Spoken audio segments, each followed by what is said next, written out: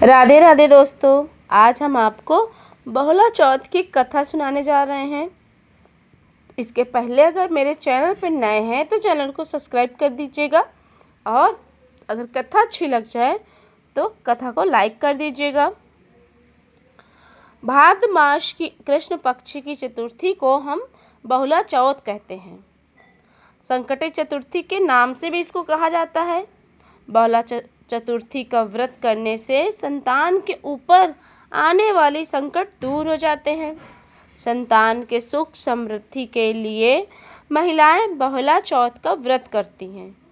इसके अलावा संतान प्राप्ति के लिए भी यह व्रत किया जाता है। बहुला चौथ का व्रत करने से शारीरिक एवं मानसिक कष्टों से भी छुटकारा मिलता है। तो आइए आज हम सुनते हैं बहुला चौथ की एक बहुत ही पौराणिक कथा। बहुला चौथ की कथा को अधूरा नहीं छोड़ा जाता। बहुला चौथ की कथा को पूरा सुना जाता है। इससे हमें पुण्यदायी फल की प्राप्ति होती है।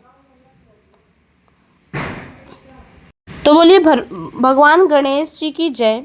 द्वापर युग में भगवान श्री विष्णु जी ने कृष्ण रूप में अवतार लिया था।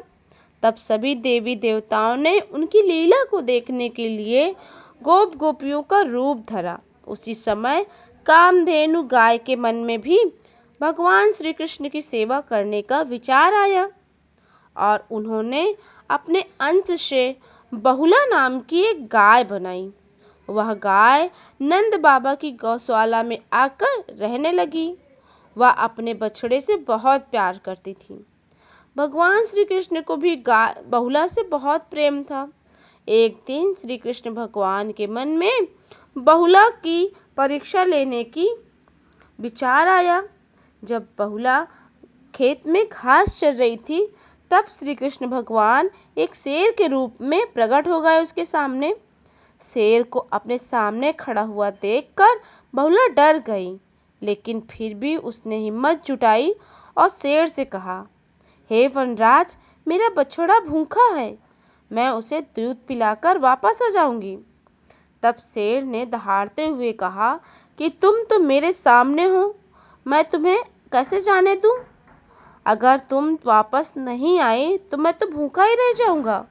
शेर की बात सुनकर बहुला ने सत्य और धर्म की शपथ ली और कहा, मैं ज़रूर वापस आऊंगी। बहुला की शपथ से प्रभावित होकर भगवान श्री कृष्ण ने उसे जाने दिया। फिर गौशाला में जाकर बहुला ने अपने बछड़े को दूध पिलाया और दूध पिलाने के बाद शेर के पास वापस आ गई।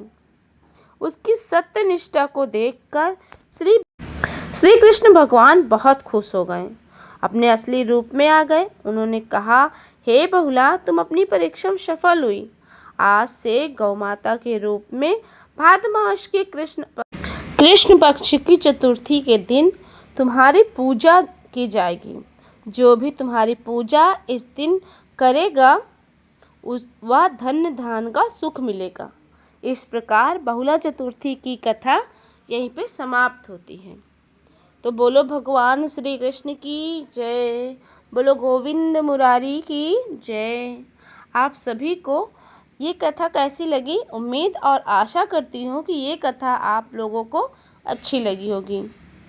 तो अगर चैनल पर नए हैं तो चैनल को सब्सक्राइब कर दीजिएगा और कथा अच्छी लग जाए तो प्लीज़ लाइक कर दीजिएगा। बोलो राधे।